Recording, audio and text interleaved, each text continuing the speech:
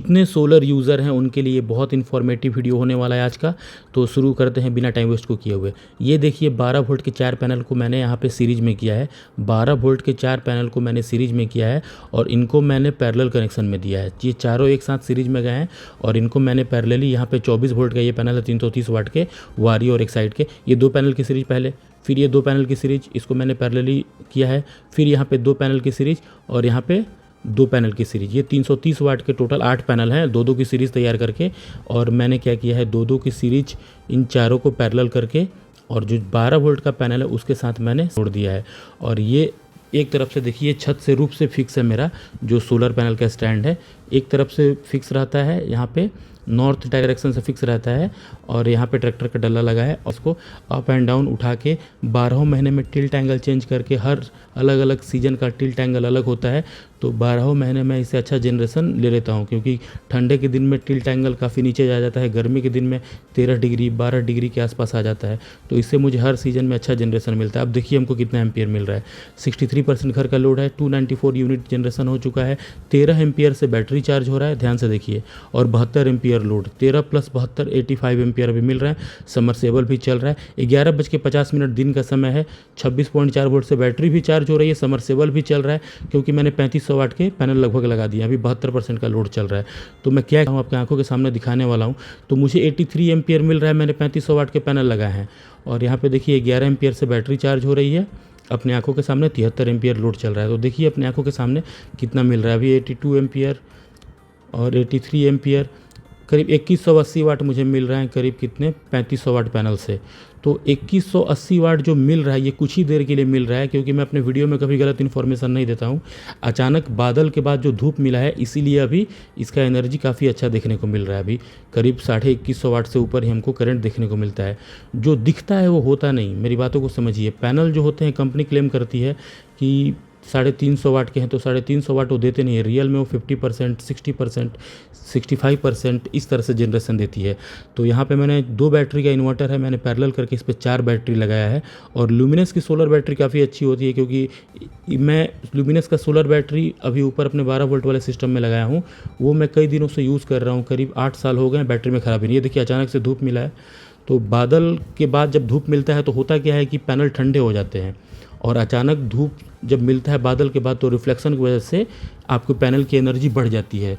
और पैनल का टेम्परेचर जैसे जैसे बढ़ते जाएगा पैनल की एनर्जी जनरेशन जो है वो डाउन होने लगता है। अभी देखिए टेम्परेचर बढ़ना शुरू हो गया है, करीब 1500, अभी 28 वाट अभी लोड कर दिया, मोटर वगैरह चल रहा है। तो जैसे जैसे अभी देखिए अपनी आंखों के सामने 11:50 का समय था, 7 मिनट के अंदर देखिए कितना चेंज आएगा। मैंने वीडियो को थोड़ा सा यहाँ पे कट किया है कुछ देर में, तो यहाँ पे 15 एम्पियर से बैटरी चार्ज कर रहा है, 59 एम्पियर लोड, मतलब अब यहाँ पे 70, अब 11:57 हो गए और 2170 2180 वाट मिल रहा था, अपने आंखों के सामने आपने देखा था, और 84 एम्पियर मिल रहे थे, 83 एम्पियर। अभी 72% का लोड चल रहा है। अभी अपने आंखों के सामने लाइव सब कुछ देखिए, जो हमको 2100 वाट मिल रहा था, 2150 वाट 83 एम्पियर मिल रहा था, अब देखिए यहाँ पे बैटरी थोड़ा सा डिस्चार्ज दिखा रहा है, 57 एम्पियर अभी शो कर दिया, क्योंकि हो सकता है बादल आया हो। तो अभी आपकी आंखों के सामने दिखाता हूँ, समरसेबल अभी ऑन ही है। तो ज़्यादा पैनल रहता है तो ये फ़ायदा होता है कि आपको एनर्जी अच्छी खासी मिलती है, लेकिन अभी धूप आ गया। अब आपको दिखाता हूँ जनरेशन। यहाँ पे देखिए 73 एम्पियर 72 एम्पियर देने लगा, 73 एम्पियर 72 एम्पियर कैसे क्यों देने लगा, अचानक 83 दे रहा था, अब 1800 वाट, मतलब लगभग 1850 वाट देने लगा, 2150 वाट से 300 वाट का जनरेशन क्यों डाउन हो गया, क्योंकि पैनल अब हीट हो गया। बात को समझ रहे हैं, जैसे जैसे पैनल का टेम्परेचर बढ़ता है उसकी ये जो जनरेशन जो होता है डाउन होने लगता है। तो रियलिटी मान के देखा जाए तो इसी तरह से पैनल वर्क करता है। अगर यही यहाँ पे ना 550 वाट के 6 पैनल होते हैं तो उसका जनरेशन मेरे मिक्स पैनल से ज़्यादा मिलता है, क्योंकि मैंने मिक्स पैनल भी लगाया है। 250 वाट के 4 पैनल को सीरीज में किया है, उसके बाद 330 वाट के साथ 330 वाट के 2 पैनल का सीरीज बनाया है, फिर 325 वाट के साथ 325 वाट के पैनल को सीरीज में बनाया है, और लास्ट में सबको पैरेलल किया है। तो यहाँ पे मिक्स पैनल के चलते उतनी अच्छी इफिशियंसी मुझे देखने को नहीं मिल रही है, लेकिन अगर यहीं 550 वाट के 6 पैनल होते तो इफिशियंसी थोड़ी अच्छी देखने को मिलती। इसमें जो कांस्टेंट एम्पियर 74 दिखा रहा है, मेरा 3500 वाट के पैनल से। यहीं अगर सिर्फ 3300 वाट के बाईफेशियल पैनल होते हैं 550 वाट के, तो कांस्टेंट करीब 85, 86, 87, 88 ऐसे एम्पियर देखने को मिलता है। जैसे उसका हम एंगल सब कुछ अच्छे से सेट करते हैं और वाइट रूफ पेंट करते हैं। अब इसमें सबसे बड़ा चीज़ क्या है, 85 एम्पियर जो आप देखे थे वो बादल के चलते हुआ था, पैनल ठंडा था, और इसका कांस्टेंट 74 देखने को मिल रहा है। अभी त्यागी जी का सिस्टम देखिए, ये त्यागी जी 600 वाट के 6 पैनल लगा के रखे हैं। सुबह 11:30 बजे का टाइम है, आपको पता होगा। दिन में 10 बजे से लेकर 2 बजे दोपहर तक पीक टाइम होता है। 61 एम्पियर बैटरी का लोड अभी चल रहा है, अरे इन्वर्टर का लोड चल रहा है 61% का। 998 एम्पी यूनिट बना चुका है, 998 यूनिट। 34 एम्पियर से बैटरी चार्ज हो रहा है, 62 एम्पियर लोड चल रहा है। 34 + 62 यानी कि टोटल 96 एम्पियर इनका कांस्टेंट देखने को मिल रहा है। 62 एम्पियर लोड चल रहा है और 34 एम्पियर से बैटरी चार्ज हो रही है। तो कहने का सेंस ये है कि इन्होंने 2 बैटरी की जगह पे 6 बैटरी 200 एच की पैरेलल में लगा दी है। और दूसरी चीज़ क्या है कि इनका जो भी पैनल है 600 वाट वाला है। तो अपने आंखों के सामने लाइव देखिए इनका पूरा वीडियो। अगर आप देखना चाहेंगे तो छोटा पैकेट बड़ा धमाका करके मेरे प्लेलिस्ट में इनका वीडियो आप देख सकेंगे। तो ये देखिए 200 एच की यहाँ पे ईस्टमैन की 6 बैटरी इन्होंने लगा के रखी है। और ये इनका लूम का 600 वाट का पैनल है।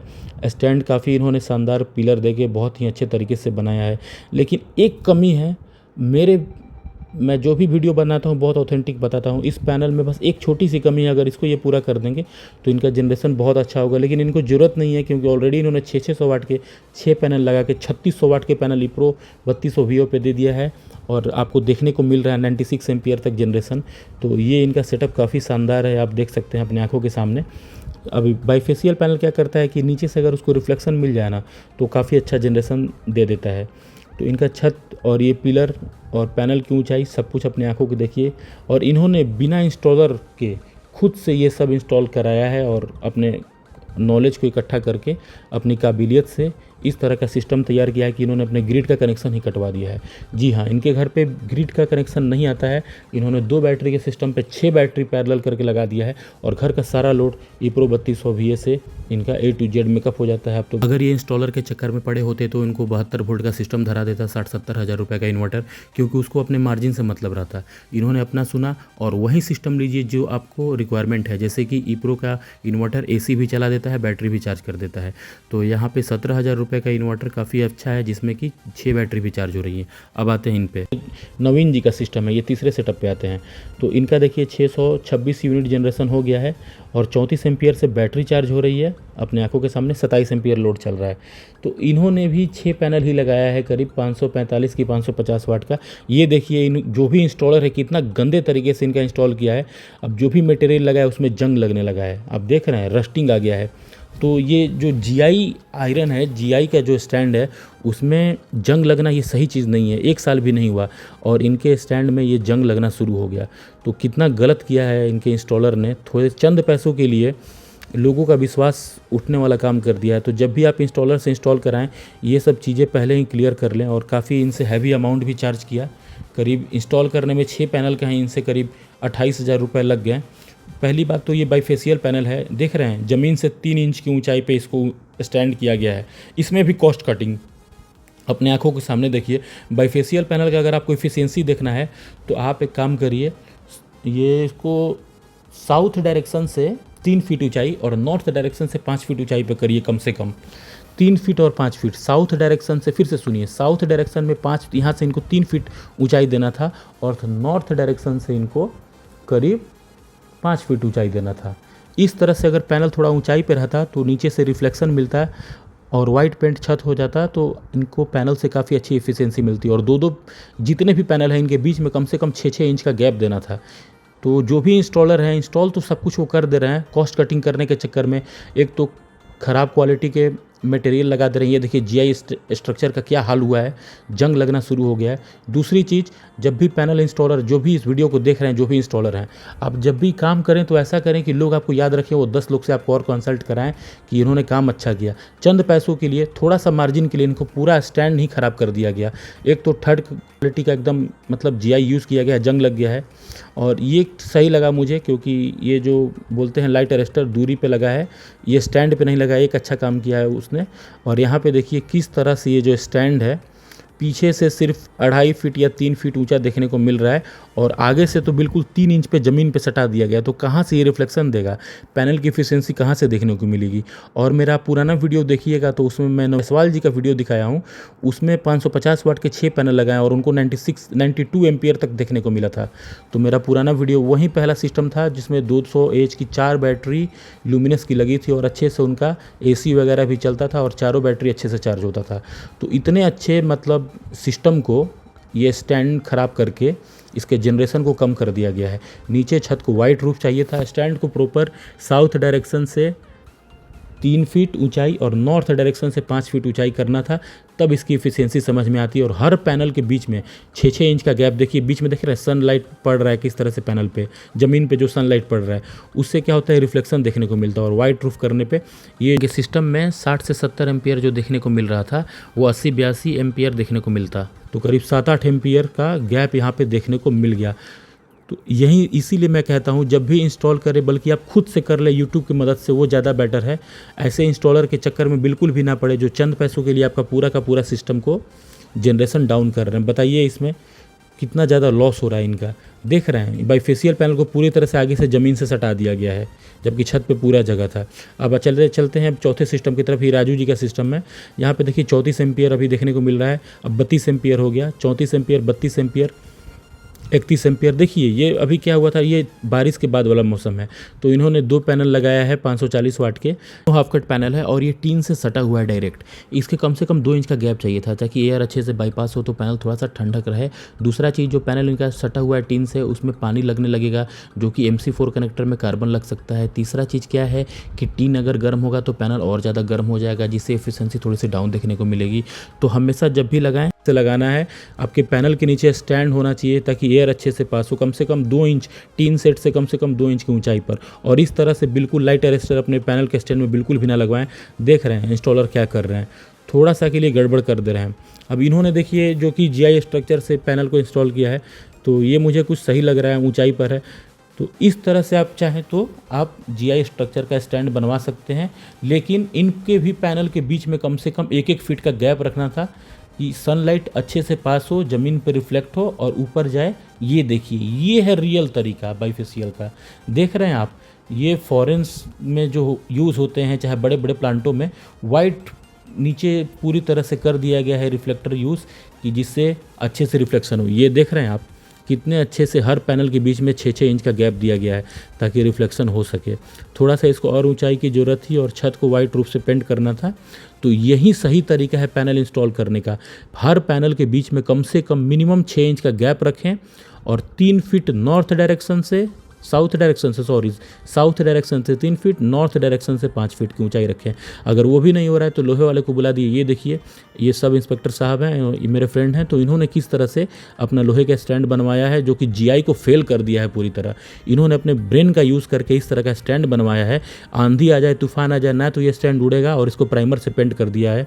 और कितने मतलब बारीकियों से उसको इस तरह से बनाया गया है कि पैनल का नट वोल्ट तक ड्रिल मशीन सब कुछ एग्जैक्ट एक्यूरेट सेंटीमीटर इंच से नाप करके कि पैनल इस पर अच्छे से इंस्टॉल हो सके। और जहाँ जहाँ कुछ भी थोड़ा सा कमी लग रहा था तो लोहे की तार से इसको बांध दिया गया। तो कितने स्टैंडर्ड तरीके से इन्होंने स्टैंड बनाया। मुझे इनका स्ट्रक्चर बहुत सही लगा क्योंकि 10,000 रुपये में 6 पैनल का स्टैंड इन्होंने बनवाया और इस तरह से बनवाया कि आंधी तूफान कुछ भी आ जाए या तो पैनल ही फट के उड़ जाएगा लेकिन ये स्टैंड नहीं उड़ने वाला। देख रहे हैं पिलर टाइप का यूज़ किया गया और लोहा देखिए कितना हैवी है। तो आप चाहें तो इस तरह के भी स्टैंड बनवा सकते हैं, लेकिन एक बात का ध्यान रखिएगा कि पैनल के बीच में गैप जरूर दिवाएं। तो इन्होंने अभी तक यहाँ पे देखिए 2 पैनल की जगह और दिया गया है, 4 पैनल लगाया है। तो मैं भी यही इनसे चाहूँगा, लेकिन अब तो इन्होंने इंस्टॉल कर दिया है तो क्या होगा। लेकिन अगर इन 4 पैनल जो लगाया है इनके बीच में अगर 6-6 इंच का गैप होता ना तो काफ़ी शानदार सिस्टम तैयार हो जाता। तो अभी इस पे और भी आगे चल के आपको इम्प्रूवमेंट देखने को मिलेगा। तो ये देखिए किस तरह से लोहे का T सीरीज़ रेडी करके T को T शेप में दे के उसको पैनल उस पर रख के और सीमेंटेड करके कितने अच्छे तरीक़ों से, मतलब एक इंजीनियर का दिमाग आप कह सकते हैं।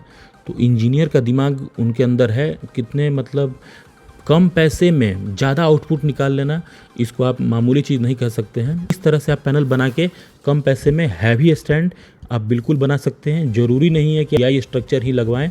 तो ये आपके ऊपर डिपेंड करता है कि आप कौन सा स्ट्रक्चर लगवाना चाहते हैं। अगर GI स्ट्रक्चर लगवाना चाहते हैं तो पहले इंस्टॉलर से बात कर लें, चंद पैसों के लिए अपने सिस्टम को ख़राब ना करें। अब देखिए नवीन जी के सिस्टम के साथ थोड़ा सा पैसे बचाने के लिए इंस्टॉलर ने क्या किया, जनरेशन में सोलर पैनल और सोलर पैनल के साथ सोलर पैनल के स्टैंड का बहुत रोल होता है। अब आते हैं DC वायर पे। DC वायर हमेशा, अगर मान लीजिए डिस्टेंस आपका सोलर पैनल से इन्वर्टर के बीच में 10 मीटर का अगर डिस्टेंस है, 10 मीटर, तो 6 mm का वायर करें। लेकिन 10 फीट से लेके 20 फीट का डिस्टेंस है तो 10 mm का वायर यूज़ करें यूप्रो पर। दो पैनल की सीरीज है तो ये यूप्रो का इनका सिस्टम है। 200 एच की इन्होंने बैटरी लगाई है तो इनका डिस्टेंस पैनल से इन्वर्टर का 10 मीटर से कम है, तो इन्होंने 6 mm का DC वायर यूज़ किया है। ये इनका कनेक्शन है। और हमेशा बैटरी जब भी ले 200 एच की लें, 200 एच से कम की बैटरी बिल्कुल ना लें। ईप्रो का इनका सिस्टम है, काफ़ी शानदार चलता है। रात को बैटरी पे घर का लोड, दिन में सोलर का। 24/7 इनका सोलर प्लस बैटरी से इनका भी घर का लोड चलता है। और जो महीने का इनका भी बिल 500 रुपये से कम का आ चुका है। और जो नवीन जी का सिस्टम आप देखें, सोलर पैनल का स्ट्रक्चर जो सही से इंस्टॉलर इंस्टॉल नहीं किया, उनका 200 रुपये बिल आया था। त्यागी जी ने तो ग्रिड का सिस्टम ही कटवा दिया। मेरा आप पुराना वीडियो देखिएगा, 70,000 जो 3 महीने का बिल दे दिया था, अब वो 500-600 पे आ चुका है।